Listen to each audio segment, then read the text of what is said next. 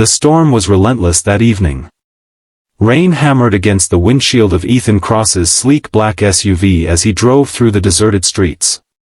Ethan wasn't just any man, he was a millionaire businessman, known in the media for his sharp suits, ruthless deals, and the quiet life he lived as a single father after losing his wife years ago. But despite his wealth, his heart carried scars of loneliness. As his headlights cut through the downpour, Ethan suddenly noticed a small figure on the side of the road. A girl, maybe 9 or 10 years old, sat curled up in a thin dress, shivering, her wheelchair slightly tilted in the mud. She was crying so hard that the sound cut through the rain like glass.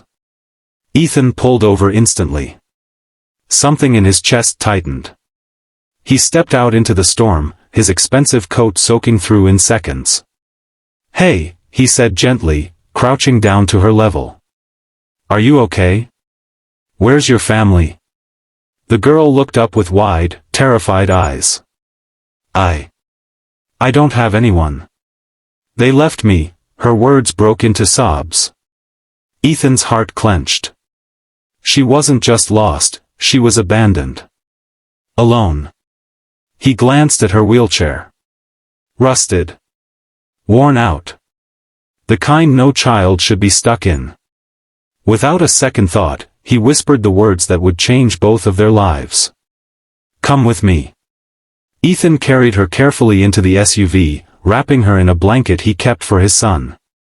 All the way home, he listened as she told her story between sniffles. Her name was Lily. Her mother had passed away. Her father had walked out, unable to handle raising a disabled child. She had been living in a foster home that treated her like a burden.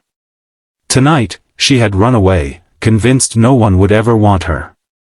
When they arrived at Ethan's mansion, Lily's eyes widened. She had never seen ceilings so high, or a kitchen filled with warmth and the smell of fresh bread. But it wasn't the wealth that made her jaw drop, it was when Ethan's 7-year-old son, Noah, ran into the room. "Daddy, who's this?" Noah asked, curious. Ethan looked at both children and smiled softly. "This is Lily. She's staying with us tonight." What Ethan didn't expect was how quickly Noah pulled Lily into his world, showing her his toys, dragging her to the living room to watch cartoons, and even pushing her wheelchair like it was the most natural thing in the world. For the first time in years, Ethan's house was filled with laughter again. But the real twist came days later. Ethan had called social services, ready to arrange proper care for Lily.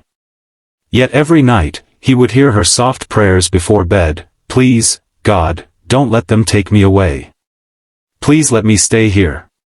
One evening, while tucking her in, she asked him with tears in her eyes, "Mr. Cross, am I too broken to be loved?" The question shattered him. Ethan realized he wasn't just giving her shelter, he was giving her something she had never known, a family. That night, he sat awake for hours. Memories of his late wife flooded back, her kindness, her dream of helping children in need. And for the first time in years, Ethan knew exactly what he had to do. Weeks later, after a whirlwind of paperwork and court hearings, Lily stood in front of a judge, her tiny hands gripping the armrests of her old wheelchair. Ethan stood beside her, his hand firm on her shoulder. When the judge finally declared Ethan her legal guardian, Lily burst into tears, not of sadness, but of joy. She looked up at him and whispered, "Does this mean I finally have a daddy?" Ethan knelt down, tears welling in his own eyes. "No, sweetheart. You finally have a family." From that day forward, the mansion wasn't just a house anymore, it was a home. Ethan ordered the best wheelchair for Lily, enrolled her in a school that celebrated her strengths, and watched as she blossomed into a confident, bright little girl. But the biggest change wasn't in Lily. It was in Ethan himself. The hardened millionaire who once buried himself in business discovered that true wealth wasn't measured in bank accounts or properties, it was measured in the lives we touch, the love we give, and the family we choose.